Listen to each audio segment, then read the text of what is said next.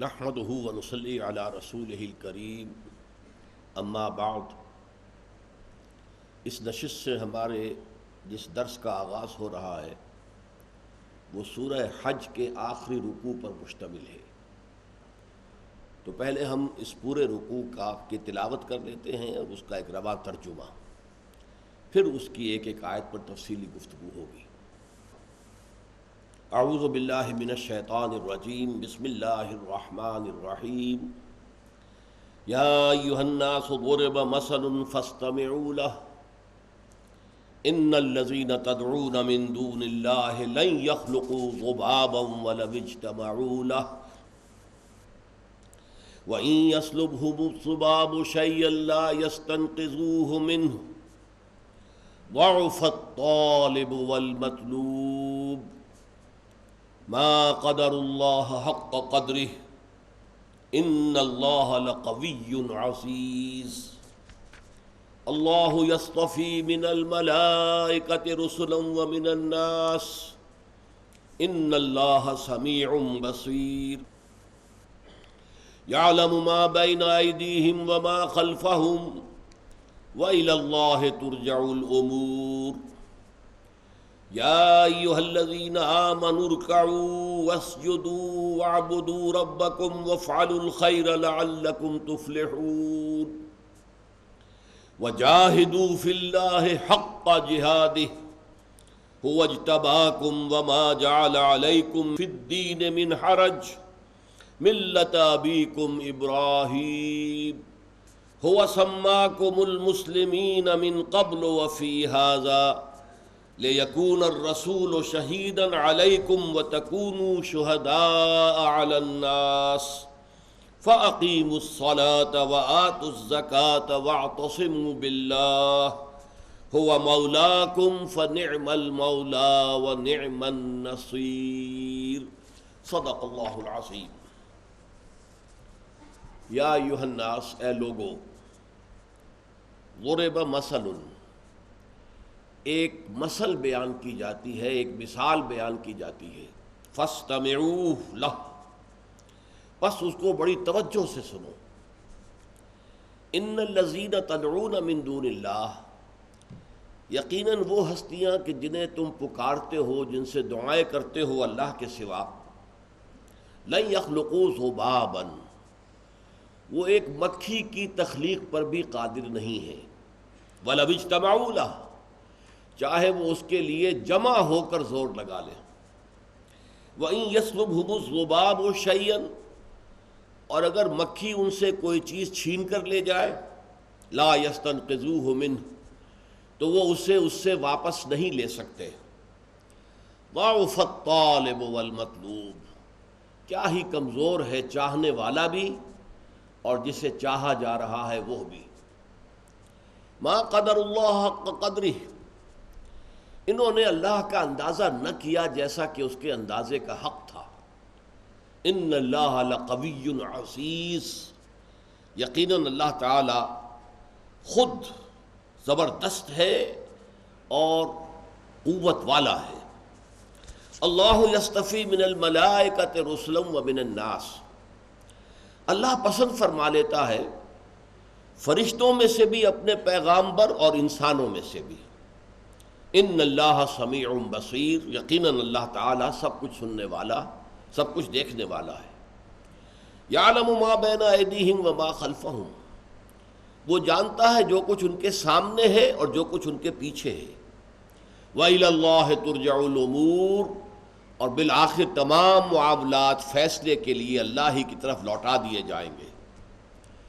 یا ایھا الذین آمنوا، اے وہ لوگو جو ایمان لائے ہو، جو ایمان کے دعوے دار ہو، ارکعوا، رکوع کرو اللہ کے لیے، واسجدوا، اور سجدہ کرو، واعبدوا ربکم، اپنے رب کی بندگی اور پرستش کرو، وافعلوا الخیر، اور اچھے کام کرو، لعلکم تفلحون، تاکہ تم فلاح پاؤ، تم کامیاب ہو جاؤ۔ وجاہدوا فی اللہ حق جہادہ، اور اللہ کی راہ میں اللہ کے لیے جہاد کرو جیسا کہ اور جتنا کہ اس کے لیے جہاد کا حق ہے۔ هو اجتباکم، اس نے تمہیں چن لیا ہے، وما جعل علیکم فی الدین من حرج، اور تم پر دین کے معاملے میں کوئی سختی نہیں رکھی ہے، تنگی نہیں رکھی ہے۔ ملت ابیکم ابراہیم، یہ تمہارے باپ جد امجد ابراہیم ہی کی ملت ہے، انہی کا طریقہ ہے۔ هو سماکم المسلمین، اس اللہ نے تمہارا نام رکھا ہے مسلم، مسلمان، من قبل وفی ھذا، پہلے بھی اور اس میں بھی، اس قرآن میں بھی۔ لیکون الرسول شہیدا علیکم، تمہیں چن لیا ہے اس لیے تاکہ رسول تو گواہ بن جائیں تم پر، وتکونوا شہداء علی الناس، اور تم گواہ بنو تمام نوع انسانی پر۔ فاقیموا الصلاۃ، پس قائم کرو نماز، وآتوا الزکاۃ، اور ادا کرو زکوٰۃ، واعتصموا باللہ، اور چمٹ جاؤ اللہ کے ساتھ، وابستہ ہو جاؤ اللہ کے دامن کے ساتھ۔ ہوا مولاکم، وہ تمہارا مولا ہے، وہ تمہارا پشت پناہ ہے، مددگار ہے، حامی ہے۔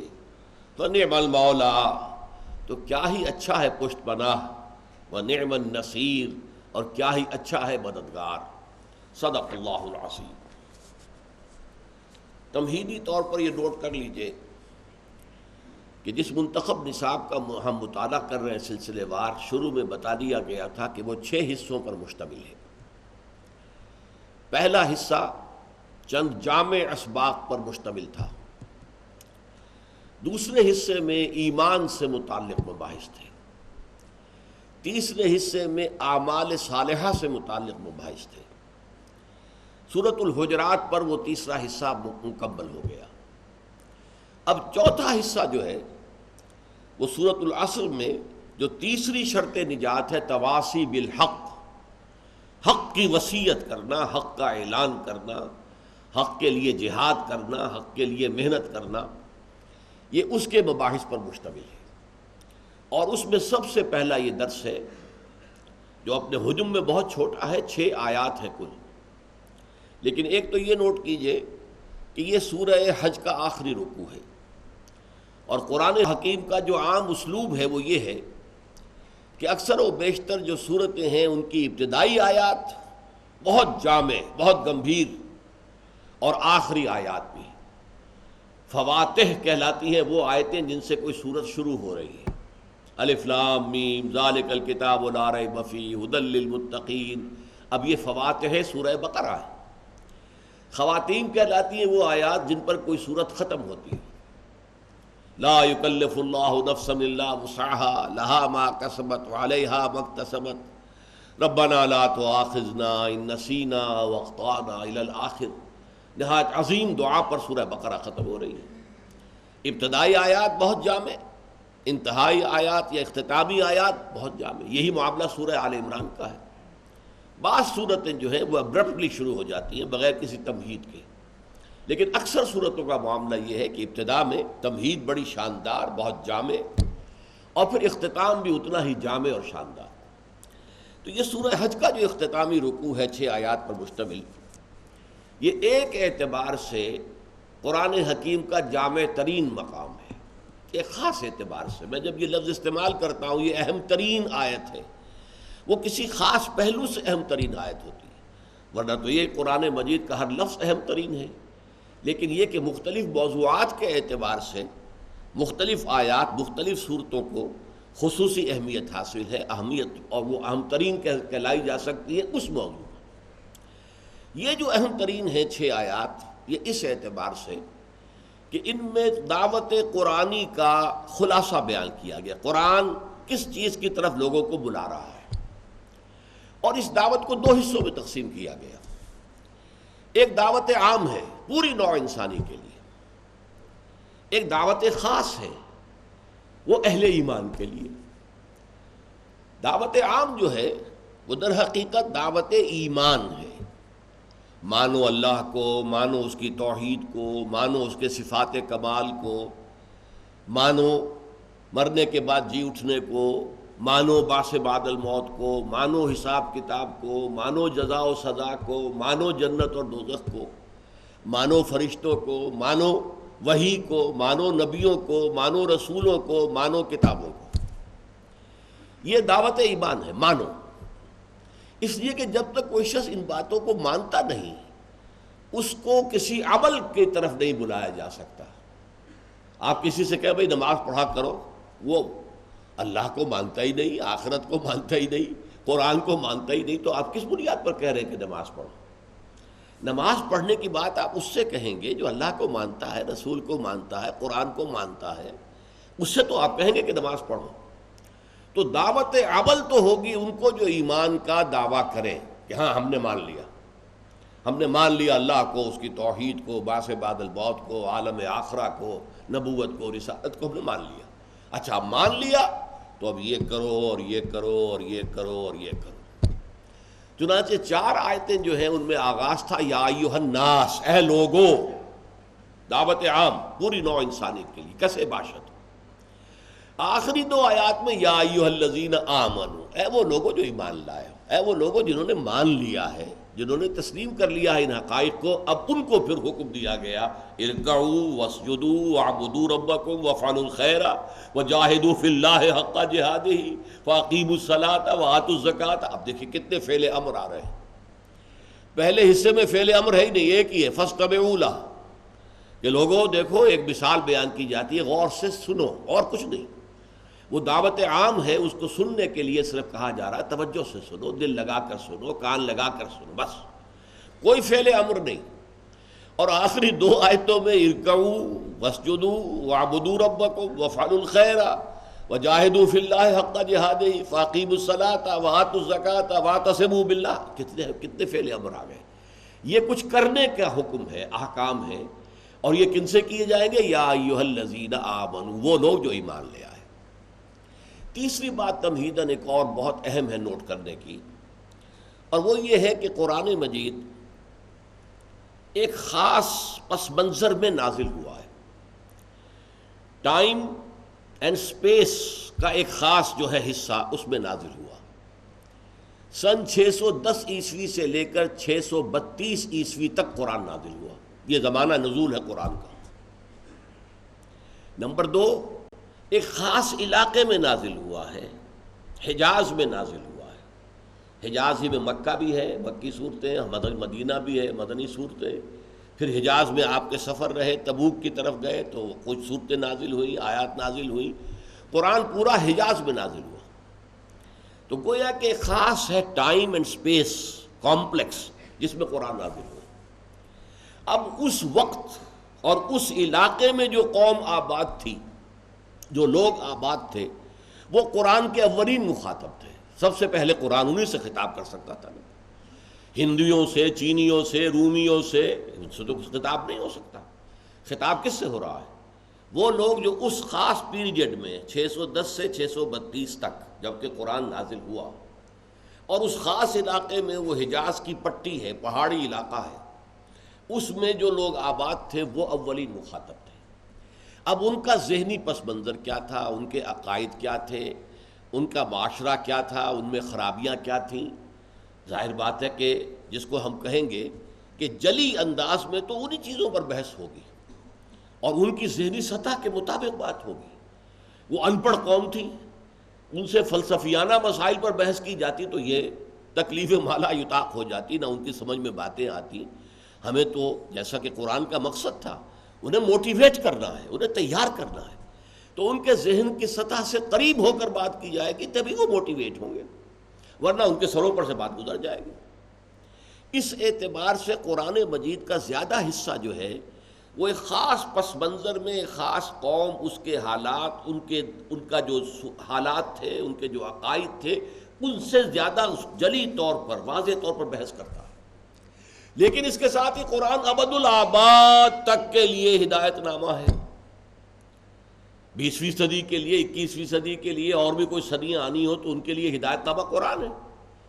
علم بڑھے گا، سائنٹیفک نالج کا ایکسپلوژن ہوگا، انسان کا عام ذہنی جو سطح ہے وہ بڑھے گی، لیول آف کانشیسنس بڑھے گا، تو قرآن کو وہ ہدایت بھی دینی ہے جو اس دور کے لوگوں کے لیے مناسب ہے۔ یہ چیز قرآن مجید میں خفی انداز میں ہے۔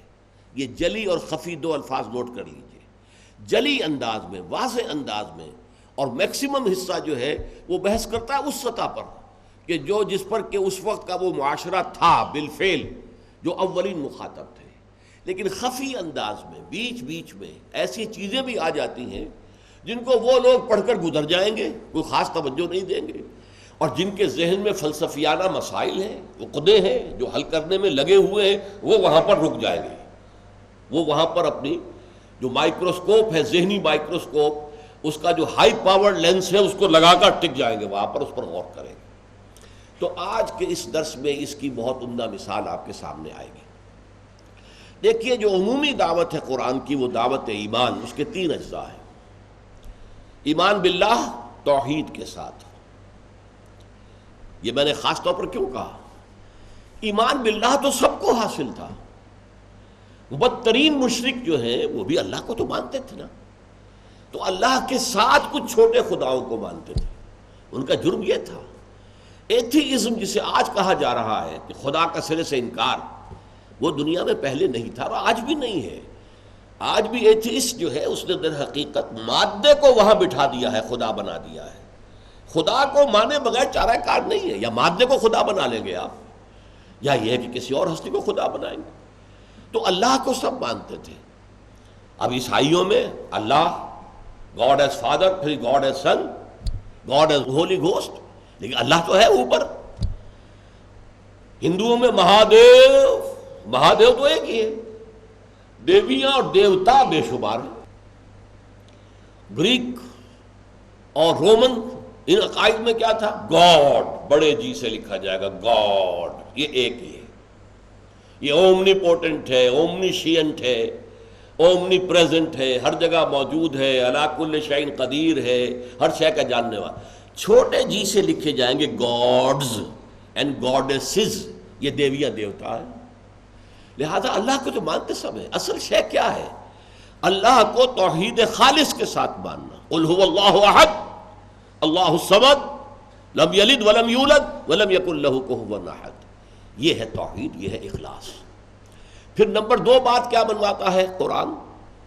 رسالت کو مانو کہ اللہ کے نمائندے انسانوں میں اللہ نے چن لیے، ان کو اپنا نمائندہ بنایا، ان کے پاس فرشتوں کے ذریعے، وحی کے ذریعے اپنا پیغام بھیجا، انہیں مامور کیا وہ تم تک اپنا پیغام پہنچا دیں، اللہ کا پیغام پہنچا دیں۔ مانو اس کو کہ مرنے کے بعد ریزریکشن ہے، بعث بعد الموت ہے، حساب کتاب ہے، جزا و سزا ہے، جنت اور دوزخ ہے۔ تو پہلی 4 آیات میں ان 3 چیزوں پر گفتگو ہوئی ہے، اور زیادہ جو ایمفیسس ہے 2 آیات جو ہیں وہ توحید کے بارے میں ہے۔ لیکن شرک کا ایک معاملہ وہ تھا جو اس معاشرے میں تھا، وہ کیا تھا؟ بت پرستی۔ بتوں کو پوج رہے ہیں، بتوں کو دھو رہے ہیں، چوم رہے ہیں، چاٹ رہے ہیں، دودھ سے دھو رہے ہیں، پانی سے دھو رہے ہیں، پھر دھون پی رہے ہیں، جیسے ہندو اب بھی کرتا ہے۔ ہندوستان کے اندر بت بنا رکھے عجیب عجیب شکلوں کے، کسی کی ناک جو ہے وہ ہاتھی کے سونڈ کی طرح ہے، کسی کا کچھ اور ہے، کسی کے 10 ہاتھ ہیں، 10 پاؤں ہیں، بنا رکھی ہے شکلیں۔ پھر ان کو جا کر ان کے آگے ہاتھ جوڑتے ہیں، متھے ٹیکتے ہیں، چومتے ہیں، چاٹتے ہیں، ان کو پھر نہلاتے ہیں، دھوتے ہیں، اس کا دھون تبرک سمجھ کر پیتے۔ یہ ہے عامیانہ شرک جو دنیا میں رہا ہے۔ پہلے تو اس پر تنقید کی گئی ایک ضرب المثل کے طور پر، یا ایھا الناس، اے لوگو، ضرب مثل، دیکھو ایک مثال بیان کی جاتی ہے تمہارے توجہ کے لیے، غور کے لیے، فاستمعوا لہ، تو اسے بڑی توجہ سے سنو، سرسری طور پر نہ سنو، کان دھر کر دل لگا کر سنو۔ یہ ذرا فرق نوٹ کر لیجئے، سمع یسمع کے معنی ہے سننا، اور استمع یستمع اس کے معنی کیا ہے؟ غور سے سننا۔ یہی لفظ آیا ہے قرآن مجید میں، فَإِذَا قُرِئَ الْقُرْآنُ فَاسْتَمِعُوا لَهُ وَأَنصِتُوا، اے لوگو جب قرآن کی تلاوت ہو رہی ہو، قرآن کی قرأت ہو، قرآن کو پڑھا جائے تو پوری توجہ سے اس کو سنو اور خود خاموش رہو، تاکہ پوری کنسنٹریشن تمہاری قرآن کے سننے پر ہو جائے۔ تو استماع کا لفظ یہاں پر آیا کہ اے لوگو، ایک مثال بیان کی جاتی ہے، تم جو شرک کرتے ہو، تم جو بتوں کو پوجتے ہو، چومتے ہو، چاٹتے ہو، ان کے آگے نذرانے پیش کرتے ہو، بہت سے بتوں کے سامنے جو ہے قربانیاں دی جاتی تھی، بچوں کو قربان کیا جاتا تھا۔ آج بھی ہندوستان کے اندر بچوں کی قربانی دی جاتی ہے دیوتاؤں کے سامنے، ہلاک کیے جاتے ہیں بچے، یہ ہوتا ہے۔ تو فرمایا ایک مثال بیان کی جاتی ہے، ذرا توجہ کرو، غور سے سنو۔ ان الذین تدعون من دون اللہ، یہ ساری ہستیاں جنہیں تم اللہ کے سوا پکار رہے ہو، پرارتھنا کر رہے ہو، دعائیں کر رہے ہو، چلا رہے ہو ان کے سامنے، لن يخلقوا ذبابا ولو اجتمعوا له، وہ ایک مکھی تک کی تخلیق پر قادر نہیں ہے چاہے وہ سب کے سب جمع ہو جائیں۔ اب دیکھیں یہاں پہ قافیہ فاستمعوا له ولو اجتمعوا له، یہ جو ہے یہ در حقیقت قرآن کا میوزک ہے، غنا ہے قرآن کا۔ اس میں جو ایک صوتی آہنگ جو ہے قرآن مجید کی آیات کے اندر، اس سے ایک ملکوتی غنا، ایک ملکوتی موسیقی، ڈیوائن میوزک ہے جو ہمارے سامنے آتا ہے۔ اسی لیے حکم دیا گیا زینوا القرآن باصواتکم، قرآن مجید کی تلاوت کرتے ہوئے حسن صوت سے قرآن کو مزین کرو۔ تمہیں اللہ نے اچھی آواز دی ہے تو اچھی آواز سے قرآن کو پڑھو۔ ومن لم یتغن بالقرآن فلیس منا، جو قرآن مجید کو اچھی سے اچھی آواز میں پڑھنے کی کوشش نہیں کرتا وہ پھر ہم میں سے نہیں ہے، یہ قرآن کا حق ہے۔ یا ایھا الناس ضرب مثل فاستمعوا له ان الذین تدعون من دون اللہ لن يخلقوا ذبابا ولو اجتمعوا له، اس سے بھی آگے بڑھ کر بات فرمائی وَإِن يَسْلُبْهُمُ الذُّبَابُ شَيْئًا، اگر مکھی ان سے کوئی چیز چھین کر لے جائے، لا يَسْتَنْقِذُوهُ مِنْهُ، تو وہ اس سے واپس بھی نہیں لے سکتے۔ اتنے لاچار، اتنے بیچارے، تم حلوے مانڈے ان کے سامنے رکھتے ہو، بتوں کے سامنے پیش کر رہے ہو، اور اس پر مکھیاں بلبلا رہی ہیں، وہ بت تو مکھیوں کو ہٹانے کے پر قادر نہیں ہے۔ عام انسان بھی کبھی پسند نہیں کرے گا کہ اس کے سامنے جو کھانا رکھا ہوا ہے اس پر مکھیاں بلبلا رہی ہیں، ہٹائے گا، بھگائے گا مکھیوں۔ یہ تو اتنے لاچار ہیں، اتنے بیکار ہیں، نہ ان میں جنبش ہے، نہ ان میں سماعت ہے، نہ ان میں بصارت ہے، نہ ان میں کوئی طاقت ہے، نہ خیر کی ہے نہ شر کی ہے، لا حول ولا قوت الا باللہ۔ تو یہ کن کو پوج رہے ہو تم؟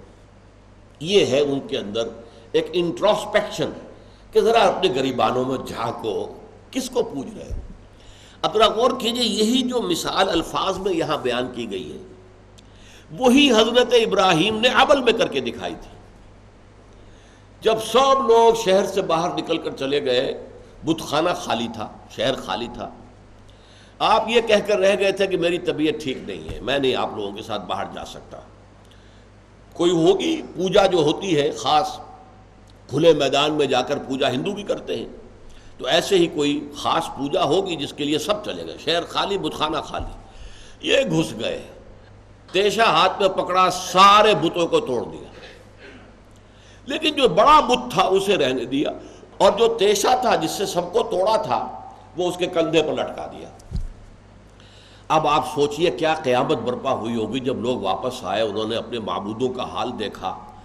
ہندوستان میں اگر بنارس میں یا متھرا میں یا کسی کاشی میں کسی جگہ یہ حادثہ ہو جائے تو قیامت آ جائے گی کہ نہیں؟ تو وہ لوگ چیخے چلائے، کیا ہوا، کس نے کیا؟ کسی نے کہا ہاں ایک نوجوان ابراہیم ہے، وہ ذکر کیا کرتا تھا کہ یہ کوئی چیزیں نہیں ہیں جنہیں تم پوچھتے ہو، سب غلط ہے۔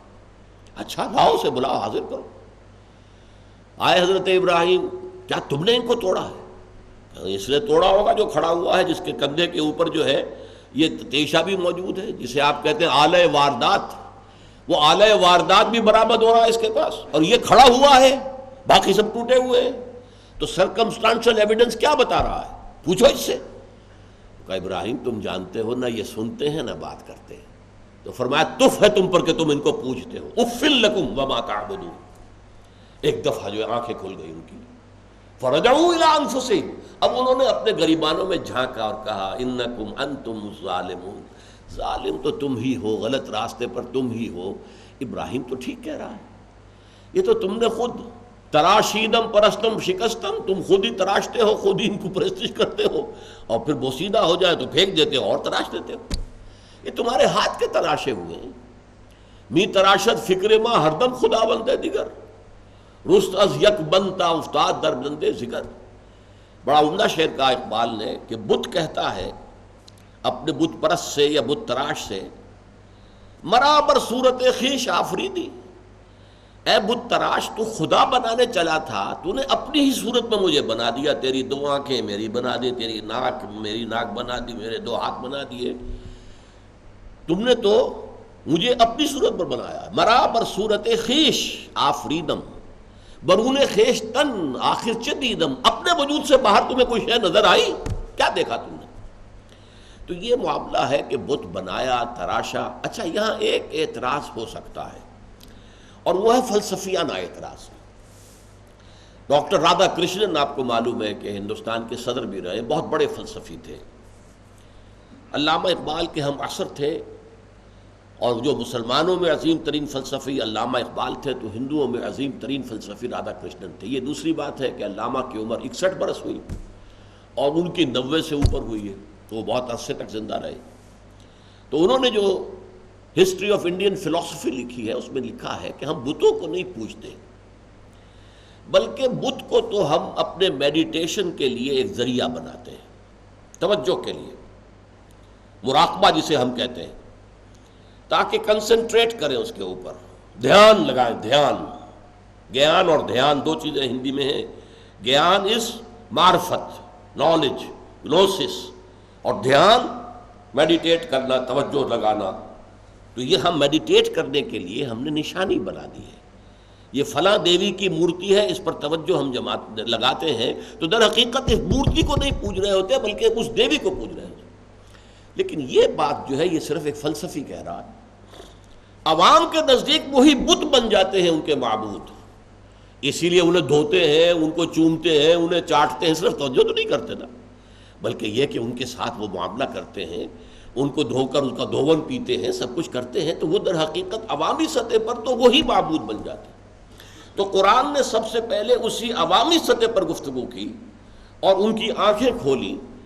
یا ایھا الناس، اے لوگو، ضرب مثل، ایک مثال بیان کی جاتی ہے، فاستمعوا لہ، بڑی توجہ سے سنو، ان الذین تدعون من دون اللہ، یقیناً وہ ہستیاں جنہیں تم پکارتے ہو اللہ کے سوا، لن یخلقوا ذبابا ولو اجتمعوا لہ، وہ ایک مکھی کی تخلیق پر بھی قادر نہیں ہیں چاہے وہ سب جمع ہو جائے۔